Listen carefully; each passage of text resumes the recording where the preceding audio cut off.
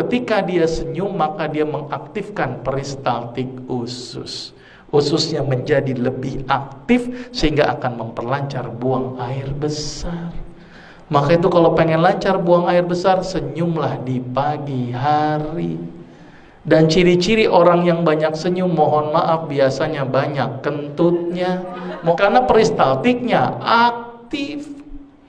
Jadi bersyukurlah ibu masih bisa kentut, bersyukur loh bu, karena banyak orang yang dioperasi gara-gara nggak bisa kentut. Bahkan dokter selalu nanya sama pasien yang habis dioperasi, ditanya sama dokter, sudah kentut atau belum?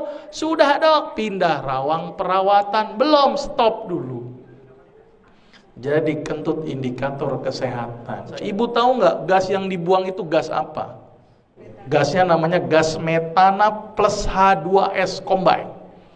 Kalau seandainya hanya metana saja bu, meledak kita. Setiap kentut meledak, setiap kentut meledak, repot itu bu. Untung nggak bikin metana. Campur dengan H2S. Apa itu H2S? Hidrogen sulfida. Sulfida itu apa? Sulfur. Sulfur itu apa? Belerang. Belerang dipakai untuk apa ibu? Antiseptik kulit. Maka itu kenapa kalau kita lagi pilek nyium kentut, plong.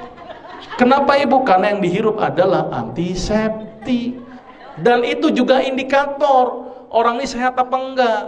Selama ini mohon maaf bu, kadang-kadang kita tidak pernah melihat kondisi kesehatan kita. Ternyata kesehatan kita bisa dilihat dari aroma yang keluar.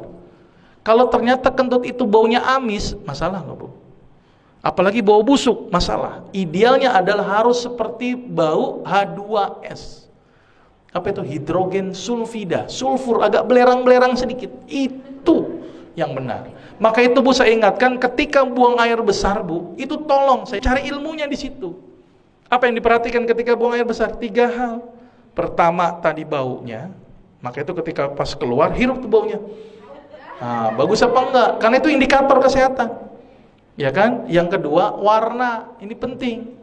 Harus berwarna kuning pucat.